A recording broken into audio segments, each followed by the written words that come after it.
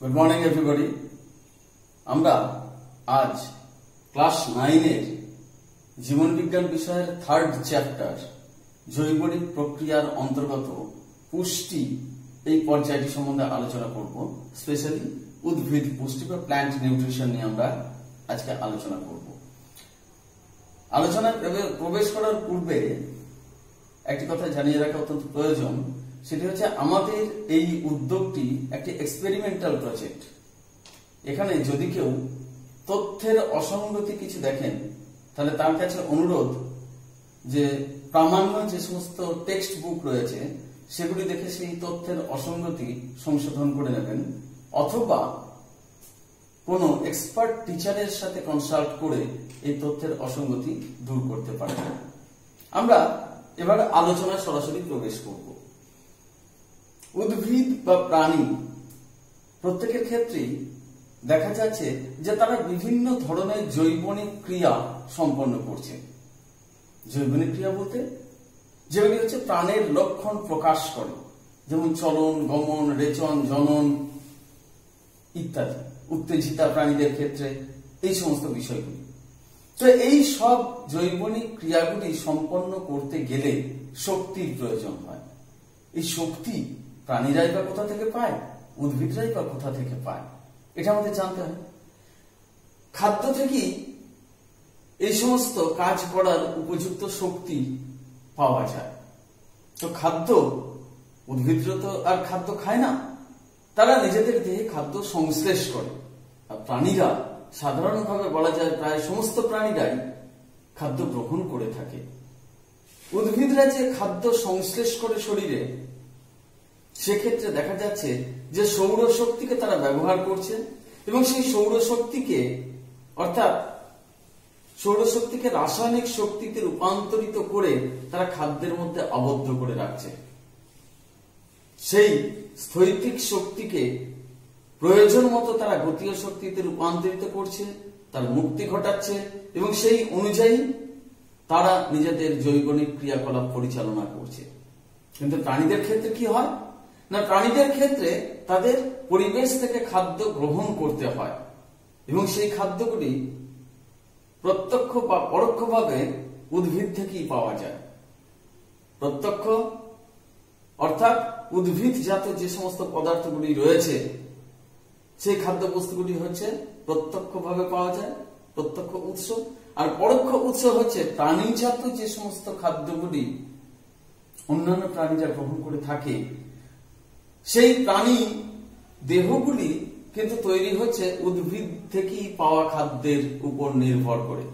অর্থাৎ প্রত্যক্ষ বা পরোক্ষভাবে প্রাণীরা যে শক্তি দ্বারা নিজেদের জৈবনিক ক্রিয়াকলাপ পরিচালনা করছে, সেই সমস্ত শক্তিগুলো কিন্তু সালোক সংশ্লেষ পদ্ধতিতে পাওয়া বা সংগৃহীত সৌরশক্তিকেই তারা রূপান্তরিত করে স্থৈতিক শক্তির গতীয় শক্তিতে রূপান্তর ঘটায় এবং সেই অনুযায়ী সেই শক্তিকে দিয়ে নিজেদের জৈবনিক ক্রিয়াকলাপ পরিচালনা করে থাকে।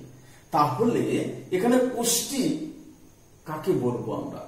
পুষ্টি হলো যে শারীরবৃত্তীয় প্রক্রিয়ায় জীব পরিবেশ থেকে খাদ্য উপাদান সংগ্রহ করে তার সংশ্লেষ অর্থাৎ খাদ্যবস্তুর সংশ্লেষ ঘটায় এবং তার আত্তীকরণ করে। এটি উদ্ভিদের ক্ষেত্রে এবং প্রাণীদের ক্ষেত্রে হচ্ছে খাদ্য গ্রহণ, পরিপাক, শোষণ, আত্তীকরণ এবং বহিষ্করণের মাধ্যমে নিজেদের দেহের ক্ষয়পূরণ করে, বৃদ্ধি ঘটায় এবং খাদ্যস্থ স্থৈতিক শক্তির ব্যবহারযোগ্য শক্তিতে রূপান্তর ঘটিয়ে নিজেদের জীবনের মৌলিক ধর্মগুলি পালন করে। তাকে বলা হয় পুষ্টি। এক্ষেত্রে আমরা কি দেখতে পেলাম না, পুষ্টি এর মধ্যে থেকে যে শব্দগুলি আমরা পেলাম, পুষ্টি হলো একটি শারীরবৃত্তীয় প্রক্রিয়া। এখানে উদ্ভিদের পুষ্টি পদ্ধতি একটু অন্যরকম, প্রাণীদের পুষ্টি পদ্ধতি একটু অন্যরকম। উদ্ভিদ সংশ্লেষ এবং আত্তীকরণের মাধ্যমে তারা নিজেদের দেহে খাদ্য সংশ্লেষ করে এবং সেই খাদ্যকে আত্তীকরণের মাধ্যমে তারা কাজ করে। প্রাণীরা করে কি না, খাদ্য গ্রহণ করে, তার পরিপাক ঘটায়, তার শোষণ ঘটায়, তার আত্তীকরণ ঘটায় এবং অপাচ্য খাদ্য যেটি সেটিকে যে দেহ থেকে বহিষ্করণের মাধ্যমে নিজেদের দেহকে তারা পুষ্ট করে। এর মাধ্যমে তারা কি কি কাজ করে না দেহের বৃদ্ধি ঘটায়, দেহের ক্ষয় পূরণ করে, রোগ প্রতিরোধক শক্তি বাড়ায়, আর কি করে না খাদ্যস্থ স্থৈতিক শক্তিকে ব্যবহারযোগ্য শক্তিতে রূপান্তরিত করে এবং সেই শক্তির দ্বারা তারা জীবনের মৌলিক ধর্মগুলি অর্থাৎ যে সমস্ত শারীরবৃত্তীয় ক্রিয়াকলাপগুলি রয়েছে বা জৈবনিক ক্রিয়াকলাপগুলি যেমন চলন, গমন, রেচন, জনন, উত্তেজিতা ইত্যাদি কাজগুলির জন্য উপযুক্ত পরিমাণ শক্তি তারা উৎপাদন করতে পারে। তাহলে এখানে পুষ্টি এই ভাবে আমরা এটাকে ব্যাখ্যা দিতে পারি। তাহলে পুষ্টির প্রধান যে গুরুত্ব সেগুলো আমরা এখান থেকে জানতে পারলাম। এক নম্বর হচ্ছে যে নিজেদের দেহের বৃদ্ধি ঘটাচ্ছে, ক্ষয় পূরণ করছে, শক্তি সংগ্রহ করছে খাদ্যের মাধ্যমে বা খাদ্য সংশ্লেষের মাধ্যমে। দ্বিতীয় কথা হচ্ছে জৈবনিক ক্রিয়াকলাপগুলি পরিচালনা করার জন্য খাদ্যস্থ শক্তিকে ব্যবহারযোগ্য শক্তিতে রূপান্তরিত করছে। তৃতীয়ত হচ্ছে দেহে রোগ প্রতিরোধক ক্ষমতা গড়ে তুলছে। এছাড়াও যেটা করে যে ভবিষ্যতের জন্য পুষ্টি পদ্ধতির মাধ্যমে তারা খাদ্য সঞ্চয় করেও রেখে দেয়। উদ্ভিদ তার সঞ্চয়কারী অঙ্গ মূল, কাণ্ড, পাতা, ফল ইত্যাদির মধ্যে খাদ্যকে সঞ্চয় করে রেখে দেয়। প্রাণীরা তাদের নির্দিষ্ট সঞ্চয় অঙ্গে এই খাদ্য বস্তুগুলিকে তারা সঞ্চয় করে রেখে দিতে পারে। এছাড়া প্রাণী দেহে তার উৎপাদন এবং তার সংরক্ষণ এই ক্ষেত্রে পুষ্টির একটি অন্যতম গুরুত্বপূর্ণ ভূমিকা রয়েছে। এখন এই যে পুষ্টি সেটিকে আমরা দুটি ভাগে ভাগ করতে পারি। দুই ধরনের পুষ্টি দেখতে পাওয়া যায়। একটিকে বলা হচ্ছে হলোফাইটিক পুষ্টি, আর একটিকে বলা হচ্ছে হলোজৈব পুষ্টি। হলোফাইটিক পুষ্টি এবং হলোজৈব পুষ্টি। হলোফাইটিক পুষ্টিটি হচ্ছে উদ্ভিদ পুষ্টি পদ্ধতি, এক কথায় বলা যেতে পারে উদ্ভিদ পুষ্টি পদ্ধতি। আর হলোজৈব পুষ্টি সাধারণভাবে বলা যেতে পারে প্রাণী পুষ্টি পদ্ধতি। তো উদ্ভিদ পুষ্টিকে হলোফাইটিক পুষ্টি কেন বলবো না, হলোফাইটিক পুষ্টি হচ্ছে পরিবেশ থেকে সরল উপাদান সংগ্রহ করে তাকে জটিল খাদ্যবস্তুতে রূপান্তরিত করা হয় যে পুষ্টি পদ্ধতিতে, তাকে বলা হয় হলোফাইটিক পুষ্টি পদ্ধতি। এটি উদ্ভিদ করে থাকে, সবুজ উদ্ভিদ করে থাকে, সালোক সংশ্লেষ পদ্ধতিতে তারা এই কাজটিকে সম্পন্ন করে থাকে। সেই জন্য উদ্ভিদের পুষ্টিকে এক কথায় হলোফাইটিক পুষ্টি বলা যেতে পারে। প্রাণীদের পুষ্টি কি প্রকারের না, প্রাণীরা সাধারণভাবে নিজের দেহে খাদ্য সংশ্লেষ করতে পারে না, সৌরশক্তিকে কাজে লাগাতে পারে না। তারা কি করে না পরিবেশ থেকে খাদ্য গ্রহণ করে থাকে, অর্থাৎ খাদ্য গ্রহণ, তার পরিপাক, পাচিত খাদ্যের শোষণ, শোষিত খাদ্যের আত্তীকরণ এবং অপাচ্য অংশ যেটি থাকছে খাদ্যের সেই অপাচ্য খাদ্যের বহিষ্করণ, এই পর্যায়গুলির মাধ্যমে যে পুষ্টি পদ্ধতি সম্পন্ন হয় তাকে বলা হচ্ছে প্রাণী পুষ্টি, তাকে বলা হচ্ছে প্রাণী পুষ্টি বা অ্যানিমাল নিউট্রিশন। এখন এই যে হলোফাইটিক বা উদ্ভিদ পুষ্টি যেটা রয়েছে সেটিকে আবার আমরা দুটি ভাগে ভাগ করতে পারি। দুটি পর্যায় রয়েছে এর। তাহলে পর্যায় কি না, পর্যায় এক হচ্ছে সংশ্লেষ আর দুই হচ্ছে আত্তীকরণ। আমরা সকলেই জানি যে উদ্ভিদ, বিশেষত সবুজ উদ্ভিদ, নিজের দেহে খাদ্য সংশ্লেষ করতে পারে, সালোক সংশ্লেষ পদ্ধতি। এছাড়াও অন্যান্য অনেক পদ্ধতি রয়েছে, অটোট্রফিক নিউট্রিশন বলা যেতে পারে। এটিকে সংশ্লেষ কিভাবে করছে না, পরিবেশ থেকে কার্বন ডাই অক্সাইড বাতাস থেকে গ্রহণ করছে, মাটি থেকে জল নিচ্ছে, ক্লোরোফিল যুক্ত কোষ রয়েছে, সূর্যালোকের উপস্থিতিতে তারা সালোক সংশ্লেষ পদ্ধতিতে খাদ্য সংশ্লেষ করছে। তারপর সেই সংশ্লেষিত খাদ্যকে তারা কি করছে, শর্করা জাতীয় খাদ্যকে সারা শরীরের সমস্ত কোষে তারা ছড়িয়ে দিচ্ছে প্রয়োগ করার মাধ্যমে, এবং কোষের প্রোটোপ্লাজমের অংশে পরিণত করার যে পদ্ধতি তাকে বলা হচ্ছে আত্তীকরণ পদ্ধতি।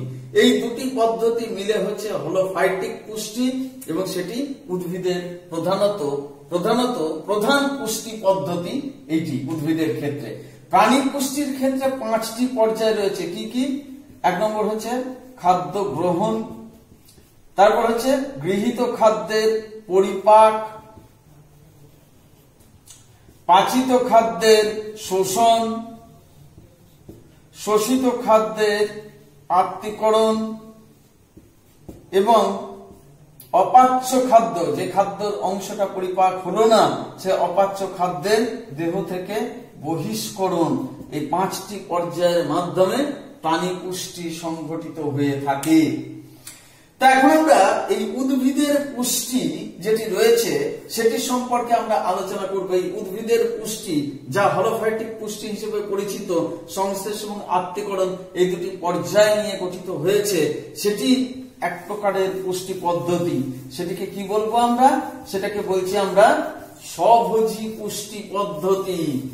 আরেকটি পদ্ধতি এর সাথে সংযুক্ত রয়েছে, আরো এক প্রকারের পদ্ধতি রয়েছে, সেটির নামটাও আমরা জেনে নেব। তাহলে উদ্ভিদের পুষ্টির ক্ষেত্রে আমরা যেটা দেখতে পাচ্ছি, একটি হচ্ছে স্বভোজী পুষ্টি পদ্ধতি, আরেকটি হচ্ছে পরভোজী পুষ্টি পদ্ধতি।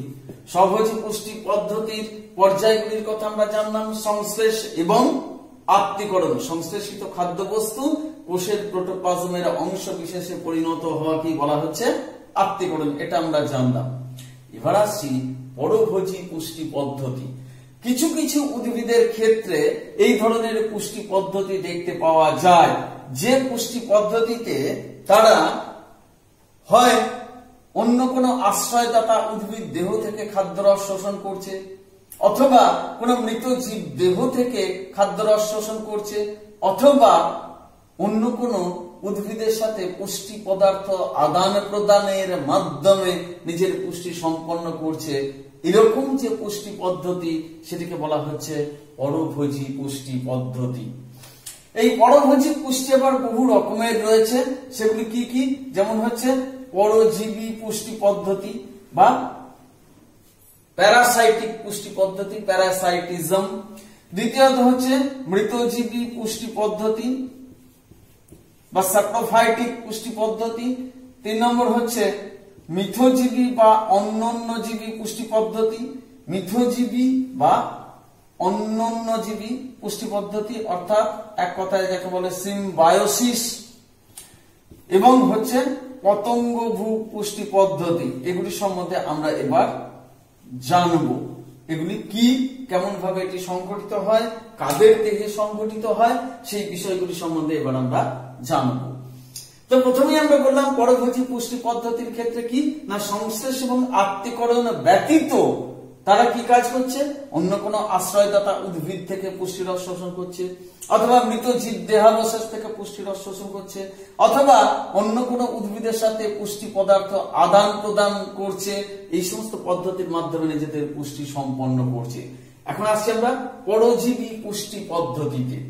পরজীবী পুষ্টি পদ্ধতি ব্যাপারটা কি না, কিছু কিছু উদ্ভিদের ক্ষেত্রে এটি দেখতে পাওয়া যায় যে পুষ্টি পদ্ধতিতে উদ্ভিদ কোন আশ্রয়দাতা উদ্ভিদ থেকে পুষ্টি পদার্থ সংগ্রহ করে এবং যার ফলে আশ্রয়দাতা ক্ষতিগ্রস্ত হয় এবং পরজীবী উপকৃত হয়, সেরূপ যে পুষ্টি পদ্ধতি তাকে বলা হয় পরজীবী পুষ্টি পদ্ধতি।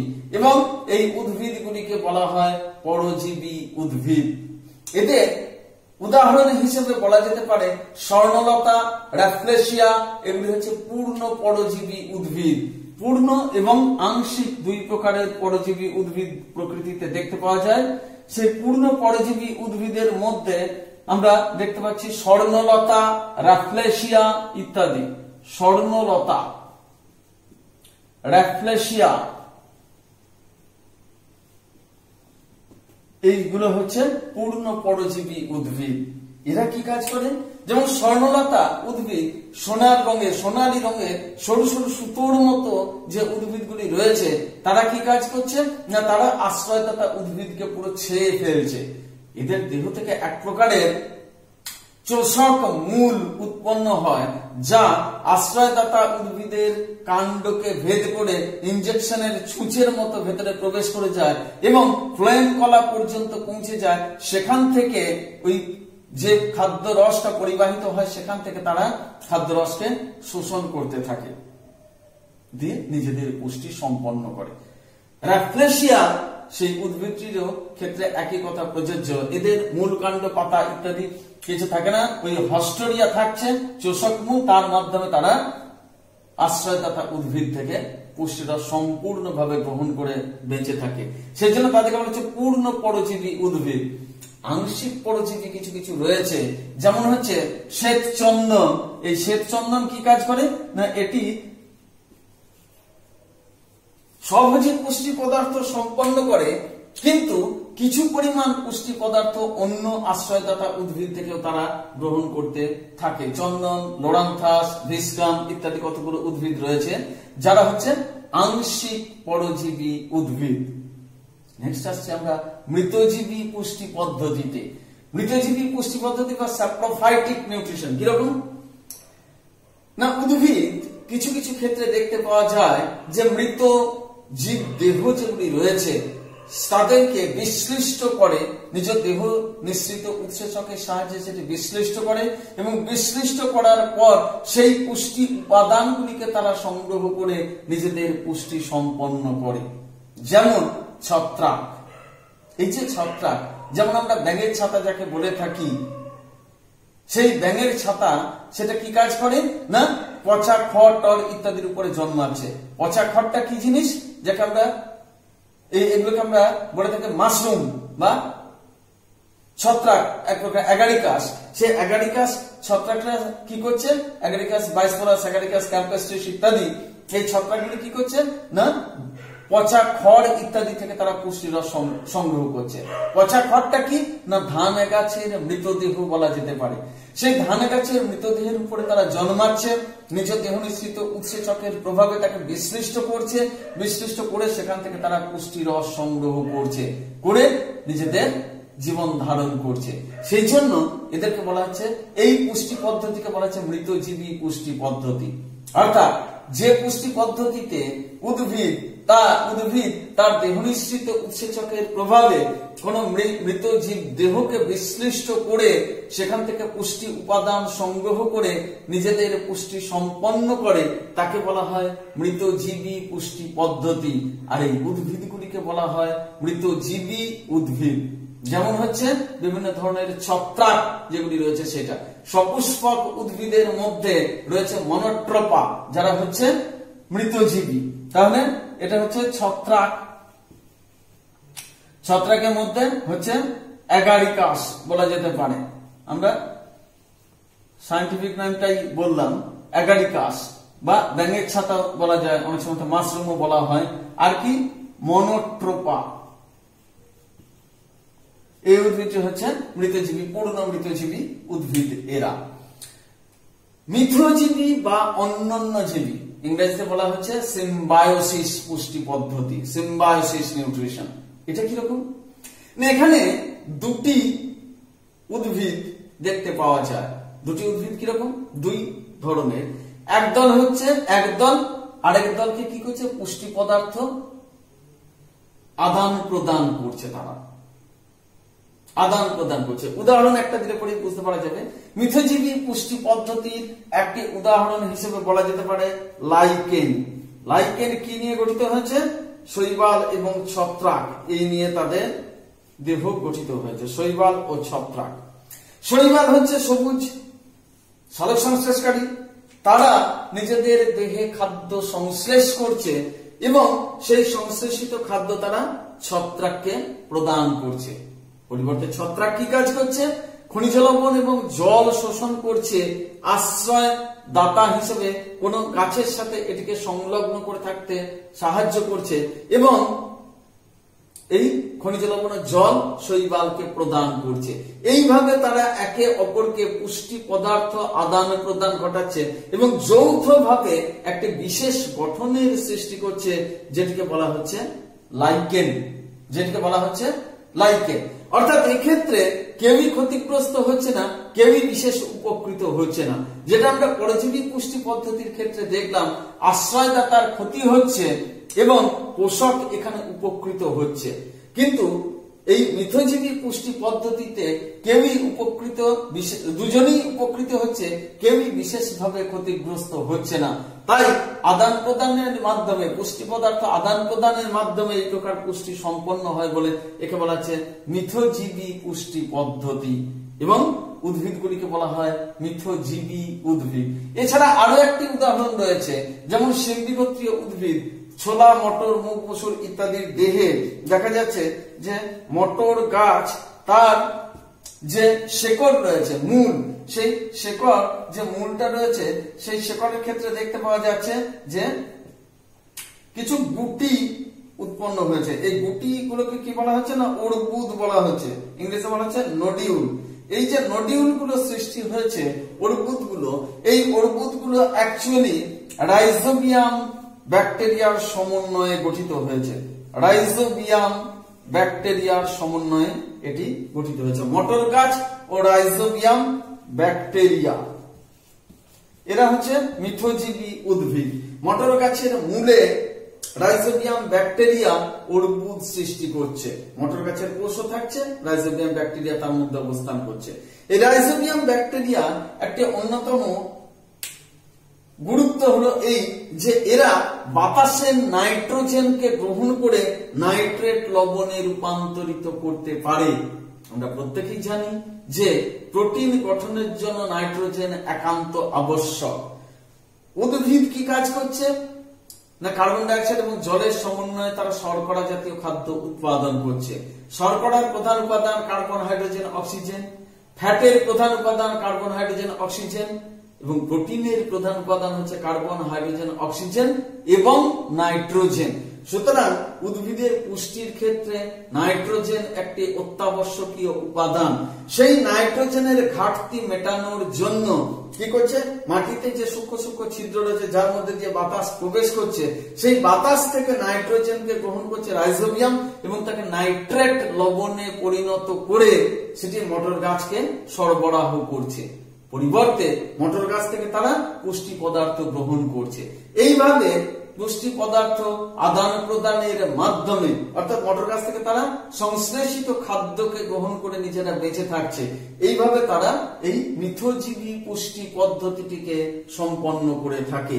তাহলে দুটি উদাহরণ, লাইকেন এবং মটর। লাইকেন হচ্ছে শৈবাল ছত্রাকের সমন্বয়ে গঠিত, আর মটর গাছ ও রাইজোবিয়ামের সমন্বয়ে আমরা দেখতে পাচ্ছি মিথজীবী পুষ্টি পদ্ধতি সম্পন্ন হচ্ছে। নেক্সট হচ্ছে পতঙ্গভুক পুষ্টি পদ্ধতি। পতঙ্গভুক পুষ্টি পদ্ধতির ক্ষেত্রে অন্যতম প্রধান চাহিদা যেটি, সেটি হচ্ছে কি না, সেটি হচ্ছে নাইট্রোজেনের চাহিদা।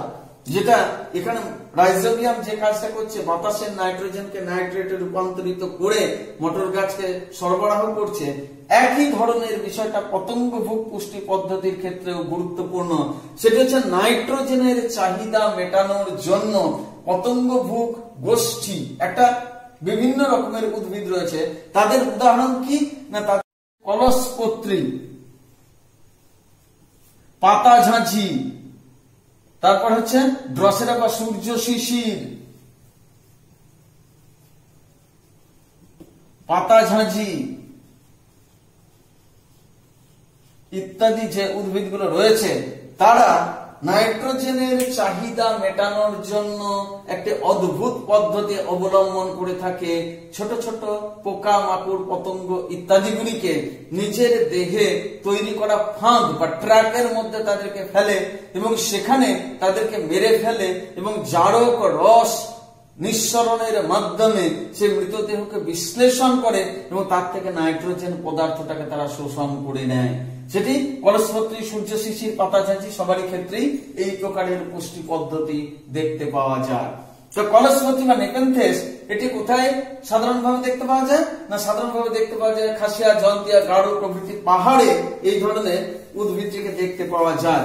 এদের চেহারা কেমন না, লম্বা লম্বা পাতা হয় এবং সেই পাতার অগ্রভাগে একটি করে কলসির মতো গঠন সৃষ্টি হয়। সেই জন্য তাদেরকে বলা হয় পিচার প্ল্যান্ট বা কলসপত্রী। অর্থাৎ এরকম লম্বা লম্বা পাতা সৃষ্টি করছে তারা। এরকম লম্বা লম্বা পাতার মধ্যে দেখা যাচ্ছে যে এই যে অগ্রভাগ রয়েছে, সেই অগ্রভাগে তারা কি করছে না, একটি কলসির মতো গঠনের সৃষ্টি করছে, কলসির মতো গঠন। এবং এখানটাতে একটা ঢাকনার মতো অংশ থেকে যায়, কলসি এবং তার সামনের দিকে একটা ঢাকনার মতো অংশ দেখতে পাওয়া যায়। এই ঢাকনার মতো অংশে এক প্রকার রস নিঃসরণ ঘটে, যার উপরে সূর্যের আলো পড়ে এটি অত্যন্ত চকচক করতে থাকে। এছাড়াও এরা মকরন্দ জাতীয় অর্থাৎ সুমিষ্ট রস জাতীয় একটি পদার্থ নিঃসরণ করে, যার আকর্ষণে পতঙ্গ এসে এখানে পৌঁছায়। এই পতঙ্গ কলসির কিনারায় বসা মাত্র পিচ্ছিল পদার্থ থাকার জন্য সেটি ভেতরে পড়ে যায়। ভেতরে পড়ে যাওয়ার পর সে কিন্তু আর বেরিয়ে আসে না, কেননা ভেতরে চটচটে পদার্থতে সে আটকে যায়। এবং এখানে দেখা যাচ্ছে যে কতগুলো শোষণ কোষ থাকে এবং কিছু গ্রন্থি কোষ থেকে যায়, যে গ্রন্থি কোষ থেকে জারক রস নিঃসৃত হতে থাকে, যা এই পতঙ্গের দেহের উপরে ক্রিয়া করতে থাকে এবং তাকে মেরে ফেলে, তাকে বিশ্লিষ্ট করে ফেলে। এবং তারপর এখানকার যে শোষণকারী কোষ যেগুলো রয়েছে, সেই শোষণকারী কোষ দ্বারা তার দেহের নির্যাস অর্থাৎ নাইট্রোজেন পদার্থটি শোষিত হতে থাকে। এইভাবে পতঙ্গভুক উদ্ভিদ তাদের কলসপত্রী উদ্ভিদ তাদের দেহের নাইট্রোজেনের চাহিদা মেটাতে থাকে। সূর্য শিশির এটি এক প্রকারের বিরুৎ জাতীয় উদ্ভিদ। সেই বিরুৎ জাতীয় উদ্ভিদের ক্ষেত্রে আমরা কি দেখতে পাই না, একটি পাতার মতো একটি অংশ পাতা দেখতে পাই এবং সেই পাতার কিনারায় অজস্র রোম দেখতে পাই। এই রোমগুলোর প্রত্যেকটা মাথায় একটা গদার মতো অংশ দেখতে পাই, যেটি হচ্ছে প্রত্যেকটা থেকে কি হয় না গ্রন্থি রয়েছে। এই গদার মতো অংশটা গ্রন্থি, রোম, এই এখান থেকে কি হয় রস নিঃসৃত হতে থাকে। ফলত কি হয়, এর উপর রোদ পড়লে পরে চকচক করতে থাকে। সেই চকচকে পদার্থের দ্বারা আকৃষ্ট হয়ে যখন কোনো পতঙ্গ এখানে এসে পৌঁছায়, তখন দেখা যায় যে এখানে বসা মাত্রই ওই চটচটে পদার্থ এখানেও থাকে পাতার উপরে, তার দ্বারা সে আটকে যায়। আটকে যাওয়ার সাথে সাথে তার দেহের এই প্রোটিনের সংস্পর্শে আসা মাত্রই এই সমস্ত রোমগুলো প্রত্যেকটা কি করে না বেঁকে গিয়ে এই পতঙ্গটিকে চেপে ধরতে থাকে। এই পতঙ্গটিকে তারা এরকম ভাবে রোমগুলো মুড়ে দিয়ে তাকে চেপে ধরে। এবং এখানেও এই একই কথা প্রযোজ্য, গ্রন্থি রস থেকে জারকীয় যে উপাদানগুলি রয়েছে সেই উৎসেচকের সাহায্যে এই পতঙ্গটিকে তারা মেরে ফেলে, তার দেহকে বিশ্লিষ্ট করে ফেলে এবং তারপর শোষণকারী কোষ যেগুলো রয়েছে তার দ্বারা এই সমস্ত পুষ্টি পদার্থগুলিকে তারা শোষণ করে ফেলে। এইভাবে তারা দেহের নাইট্রোজেনের চাহিদা মিটিয়ে ফেলে। এছাড়া রয়েছে পাতা ঝাঁঝি। পাতা ঝাঁঝি মূলবিহীন এক প্রকারের জলজ উদ্ভিদ। তারাও দেহের মধ্যে এক প্রকারের ফাঁদ সৃষ্টি করে এবং সেই ফাঁদের মধ্যে ছোট ছোট পোকা যখন জলের স্রোতের সাহায্যে ভেতরে ঢুকে যায়, তখন ওই গহ্বরের মধ্যে যে জায়গাটা রয়েছে তার সামনে যে ভাল্ব বা কপাটিকা সেটি বন্ধ হয়ে যায়, সে আর বেরিয়ে আসতে পারে না এবং একই পদ্ধতিতে তার দেহ বিশ্লিষ্ট হয় এবং বিশ্লিষ্ট পদার্থগুলি সরল উপাদানগুলি সেখানে শোষিত হয়ে থাকে। এইভাবে পতঙ্গভুক উদ্ভিদরা তার দেহের নাইট্রোজেনের চাহিদা মিটিয়ে থাকে। এই গেল উদ্ভিদের পুষ্টির ক্ষেত্রে স্বভোজী এবং পরভোজী পুষ্টির যে পরিচয় সেগুলি আমরা এখানে আলোচনা করলাম।